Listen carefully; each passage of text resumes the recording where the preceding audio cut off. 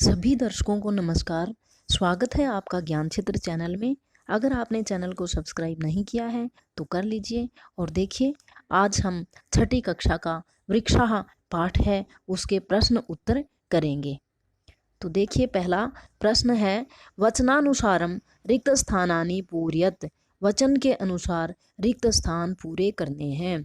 जैसे एक वचन, द्विवचन, बहुवचन। संस्कृत में 3 वचन होते हैं, एक वचन, द्विवचन और बहुवचन।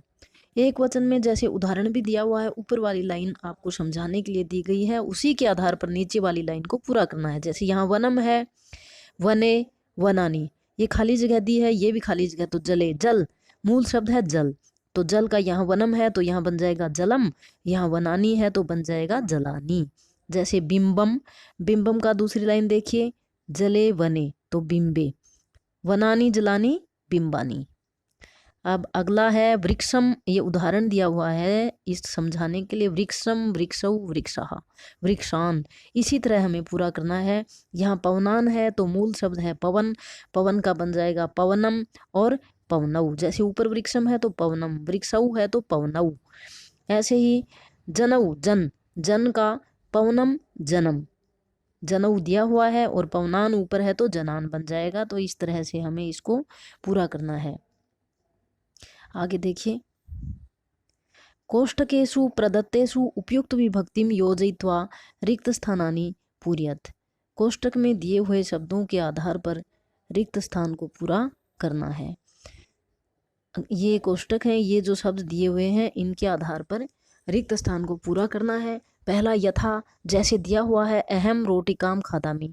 अब ध्यान से देखिए, इस रोटिका का इन्होंने बना दिया, रोटिका के ऊपर ये अनुस्वार लगा दिया तो रोटिकाम बन गया, तो ये द्वितीय विभक्ति बना दी। तो इसी तरह से हमें सबकी द्वितीय विभक्ति बनानी है। तो सीधी सी बात है, सबके ऊपर हमें ऐसे अनुस्वार लगा देना है। जैसे जल दिया हुआ है तो ये अनुस्वार, इसको अनुस्वार बोलते हैं और इसका उच्चारण होता है मैं की तरह। तो ये बन जाएगा तवम, जल का बन जाएगा जलम पीबसी। छात्र है, दूरदर्शन का क्या बन जाएगा, दूरदर्शनम। छात्र है दूरदर्शनम पश्यति, विद्यार्थी टेलीविजन देखते हैं। ऐसे ही अगला पवन, पवन के ऊपर अनुस्वार लगा देंगे तो यहाँ बन जाएगा पवनम। वृक्षाः पवनम पिबंती, वृक्ष पवन को पीते हैं, हवा को पीते हैं। घ ताहा, कथा का क्या बन जाएगा, कथाम, अनुस्वार लगा देंगे। लिखंती, कथा लिख रही हैं। और आवाम जंतुशालाम गच्छावह, जंतुशाला के ऊपर अनुस्वार लग गया, यहाँ गया जंतुशालाम गच्छावह, हम दोनों जंतुशाला में जा रहे हैं या जाते हैं। अगला देखिए, अधोलिखेषु लिखितेषु वाक्येषु कर्तृपदानि चिनुत। नीचे लिखे हुए वाक्यों में कर्ता को चुनना है। अब कर्ता क्या होता है, जो किसी क्रिया को करने वाला, काम को करने वाला क्या होता है, कर्ता। तो पहली लाइन में देखिए, वृक्षाः नभः शिरसु वहन्ति। वृक्ष आकाश को सिर पर वहन करते हैं या ढोते हैं, लेते हैं। तो कौन रखते हैं सिर पर आकाश को, वृक्ष। तो इसमें ये हो जाएगा आपका कर्ता वृक्ष है। कर्ता क्या हो जाएगा, वृक्ष है। वृक्षाः विहगाः वृक्षेषु कूजन्ति। पक्षी पेड़ों पर कूजते हैं। कौन कूजते हैं, पक्षी। तो कूजने का काम कौन कर रहा है, विहगाः, पक्षी। तो विहगाः क्या आ जाएगा, यहाँ पर कर्ता कौन है, विहगाः। तो यहाँ आप लिख दोगे विहगाः। आगे देखिए, ग पयोदर्पणे, पयो पानी के दर्पण में, वृक्षाः पेड़ स्वप्रतिबिंबन अपनी परछाई, पश्यन्ति देखते हैं। तो देखने का काम कौन कर रहा है, पेड़ कर रहे हैं। वृक्षाः, तो यहाँ वृक्षाः आ जाएगा आपका कर्ता। और ऐसे ही घ कृषकः अनानि उत्पादयति, किसान अनाज उत्पन्न करते हैं।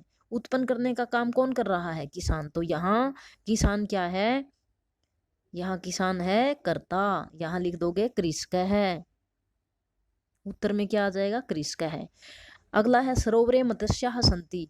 सरोवर में मछलियां हैं, क्या है, मछलियां। तो यहाँ कर्ता क्या है, मत्स्याः, मछलियां। तो किसी कार्य को करने वाला होता है कर्ता। और इस तरह से हमने इन सब में कर्ता ढूंढ लिया है। अब आगे देखिए,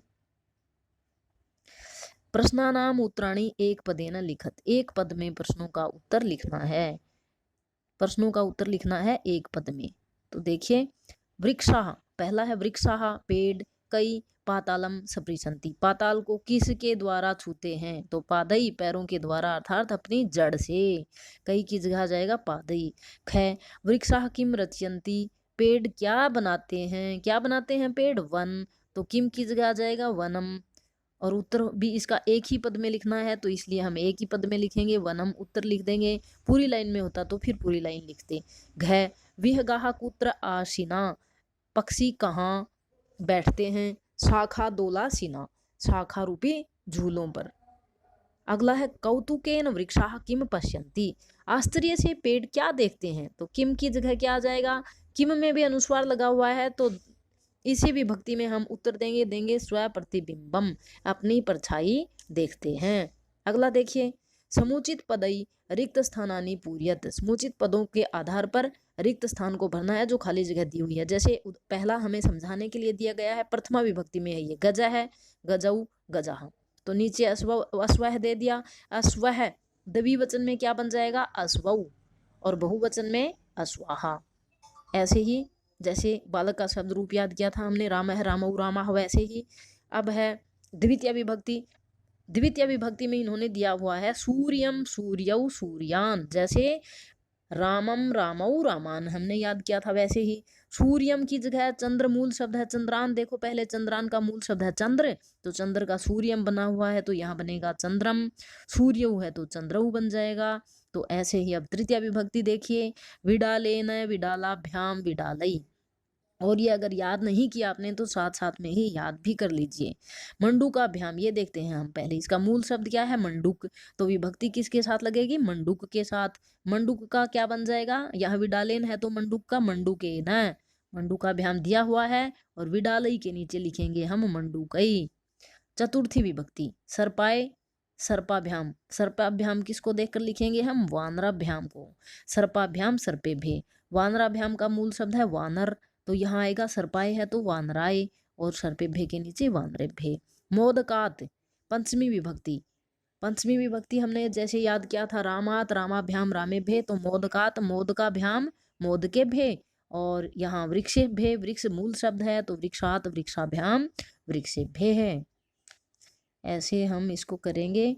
और आगे देखिए, षष्ठी विभक्ति है जनस्य जनयोः जनानाम, तो मूल शब्द सुकानाम में सुक, सुकस्य शुकयोः सुकानाम बन जाएगा।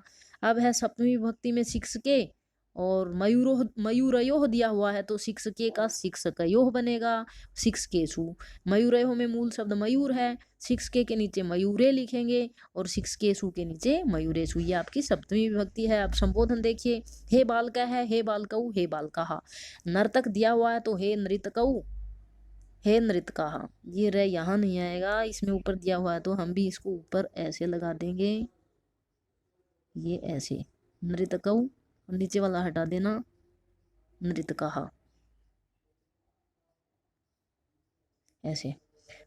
तो इस तरह से पूरी हमें जो अकारांत शब्द है वो पूरा इसमें हमने संबोधन तक पूरा कर दिया है। अगला देखिए, भिन्न प्रकृति कम पदम चिनुत, अलग प्रकृति वाले पद चुनने हैं। जो एक एक खंड में चार चार शब्द दिए हुए हैं, उनमें से तीन किसी तरह से संबंधित हैं और एक उनमें अलग है।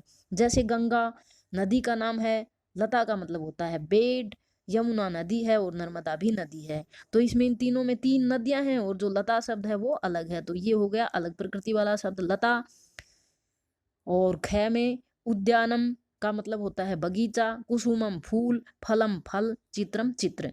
ये तीनों उद्यानम कुसुमम और फलम ये तीनों संबंधित हैं। उद्यान कुसुम और फल तीनों आपस में संबंधित हैं, और ये जो चित्र शब्द है ये अलग है, तो ये आपका अलग हो जाएगा, ये अलग पद है। ग लेखनी तुलिका चटका पाठशाला, लेखनी होता है पेन, तुलिका होता है तुलिका कलर करने वाला, चटका चिड़िया, पाठशाला पाठशाला। तो ये तीनों पढ़ाई से संबंधित हैं, जबकि जो चिड़िया है वो पक्षी है, तो ये अलग है। घ आम्रम आम, कदली फलम केला, मोदकम लड्डू, नारंगम नारंगिया संतरा। तो इसमें मोदकम अलग है, बाकी सारे फल हैं। तो इस तरह ये हमने अलग पद चुन लिए।